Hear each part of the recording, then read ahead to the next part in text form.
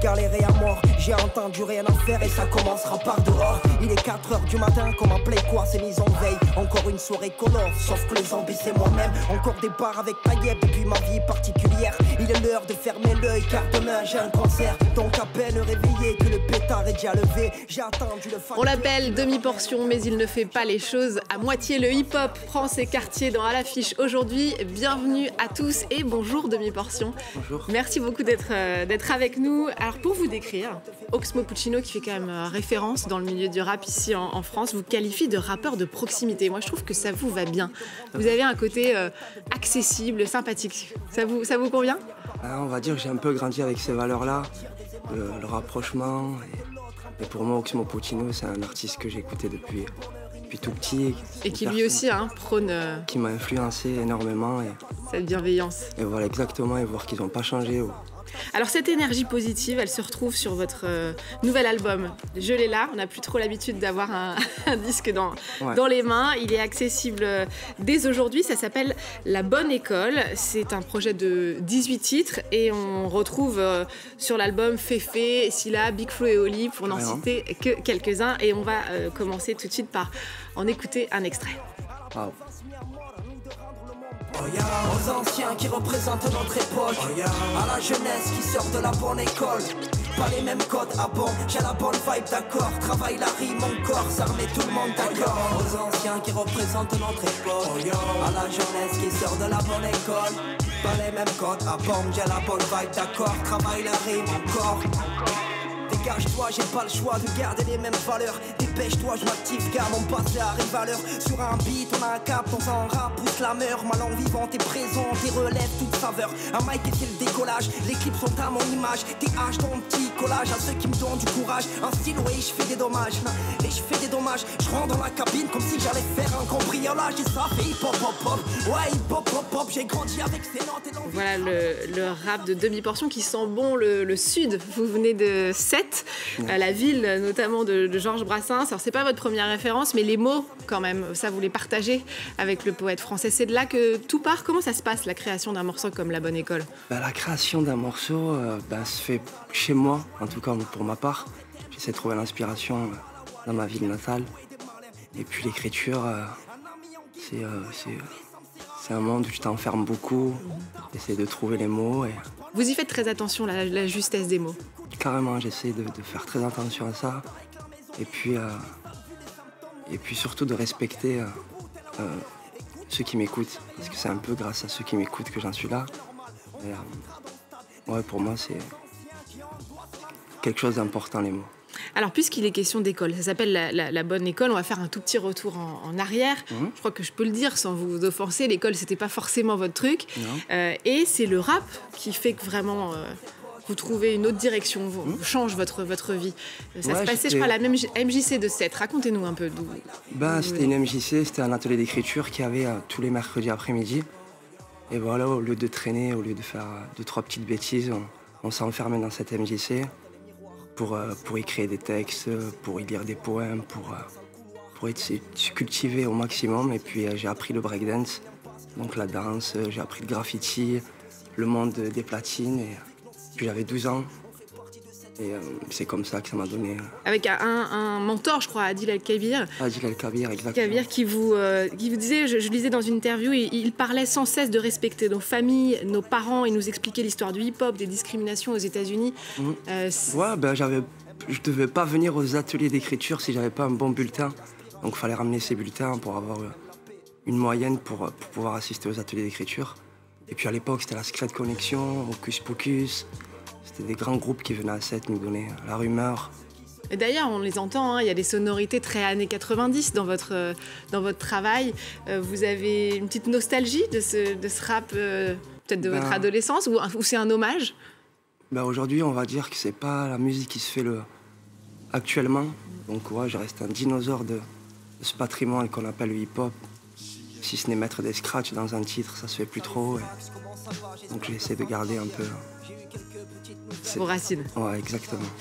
Alors, votre album, cet album La Nouvelle École, était premier des ventes en précommande, toute musique confondue depuis des semaines sur le site de la Fnac. Je crois que c'est une nouvelle preuve, s'il en fallait, que plus de 20 ans après son émergence, le rap s'installe comme le genre musical le plus populaire en France. Nekfeu, PNL, Nino figurent parmi les 10 meilleures ventes d'albums en 2019. Décryptage de ce succès bien mérité par Florence Gaillard. C'est la musique la plus écoutée en France. Nino, PNL, Nekfeu ou encore Soprano. Tous les genres, tous les styles, des millions de vues et surtout des millions d'écoutes. En 2019, sur les 10 artistes les plus vendus en France, 5 sont estampillés rap. Le rap maintenant est une musique populaire, la musique la plus populaire, et de ce fait, elle est écoutée aussi bien dans les cours de récréation des écoles primaires que chez des gens plus âgés, des quarantenaires qui ont grandi avec IAM, NTM. Il y a toutes les couches de la population et tous les genres qui sont touchés. Exemple probant, le rappeur normand Orelsan passe du pull à capuche au costume. Au festival de Deauville, il arpente les tapis rouges aux côtés de la reine Catherine Deneuve. Il y a des gens comme moi qui sont nés avec le rap existait, donc ça commence à entrer dans la culture, et puis les personnes qui écoutent du rap ont un pouvoir d'achat. Donc les marques et tout le monde commence à se rendre compte que en fait, ça a une valeur commerciale. Preuve que le genre est installé, la révélation musicale de l'été dernier, c'est le jeune rappeur Riles. Des milliers de spectateurs en festival et un album fabriqué à la maison. Je pense que maintenant, un artiste, ça doit être multitâche. Faut pas juste enregistrer un son et après tout déléguer à tout le monde. Quand on arrive à être le maître de son art de A à Z, c'est là qu'on fait les plus belles œuvres et les œuvres les plus honnêtes surtout. Indépendants et profitant des plateformes internet, les rappeurs ont bien compris que la culture urbaine dominait aujourd'hui le marché musical. Alors, demi-portion, comment est-ce que vous expliquez ce succès du rap? Parce que vous l'avez vécu presque en temps réel depuis vos débuts dans les années 90. Par rapport à l'évolution, l'évolution, je sais que moi, à mon époque, c'était un peu compliqué d'aller à une soirée de rap. Ouais. C'était beaucoup plus tendu. Et aujourd'hui, on va dire que c'est bien plus ouvert pour aller voir PNL, This Is La Peste. Et je veux dire que ça a beaucoup changé. C'est rentré dans les mœurs, c'est rentré dans les foyers. Quand on voit que Maître Gims a remplacé peut-être Johnny dans certaines... Donc ouais, ça a évolué. Et même maintenant, être rappeur, c'est assez lettre de noblesse. Ça dépend quel rappeur, on va dire, mais pour moi, ouais, j'ai grandi avec d'autres étapes, j'avais une autre vision du hip-hop, mais aujourd'hui, financièrement parlant, c'est quand même quelque chose qui marche super bien. Et tout se passe beaucoup sur Internet, sur les réseaux. Quelle place ça tient Je sais que vous avez par exemple une page Facebook où vous interagissez très directement avec les gens qui vous écoutent. Ouais, ça m'a beaucoup aidé, moi, Internet, vu que j'habite 7, je suis né à 7 et on n'avait pas forcément les moyens pour se faire entendre. Et puis on sortait des petits disques et Internet nous a beaucoup aidé pour pouvoir propager et se faire entendre. Et aujourd'hui, on fait plus de 80, 100 dates par an de concerts, sans forcément sortir plein d'albums. Oui, la scène a pris une place très importante. D'ailleurs, puisque je parle d'Internet, juste une actualité du jour, il y a Eminem qui a surpris tout le monde là, ce matin en sortant un nouvel album qui s'appelle Music to be Murdered By, la musique pour être assassiné. C'est quelqu'un qui une référence dans votre univers. Eminem, c'est quelqu'un de très technique. Et puis c'est une personne qui a duré dans le temps. Donc c'est des artistes. C'est un modèle.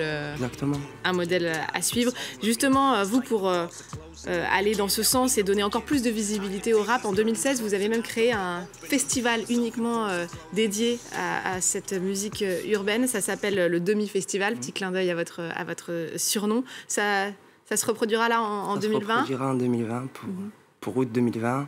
C'est un festival que j'ai créé à 7. À la base, il y avait un peu une frustration, c'est ça, de ne pas voir la musique urbaine assez représentée? Je faisais souvent des concerts à Montpellier, dans la ville voisine, et jamais dans ma ville natale. Puis avec tous les concerts qu'on donnait, il fallait que je fasse quelque chose dans ma ville, donc on a créé ce festival. Grâce au Secret Festival, qui est la Secret Connection, qui est qui est un gros groupe français pour moi. Donc voilà, j'essaie de suivre les grands frères.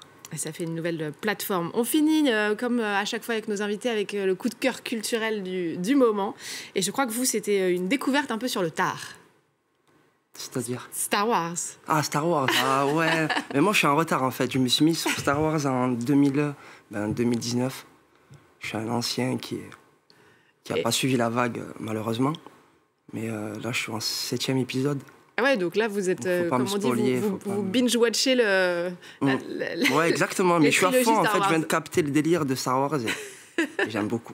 Bon, merci beaucoup, Demi-Portion, d'être venu sur le plateau de À l'affiche.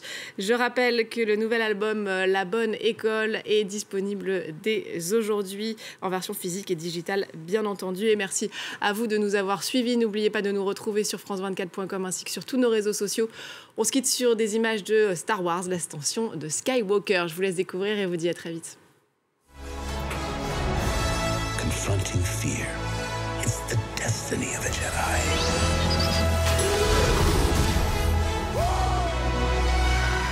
Your destiny.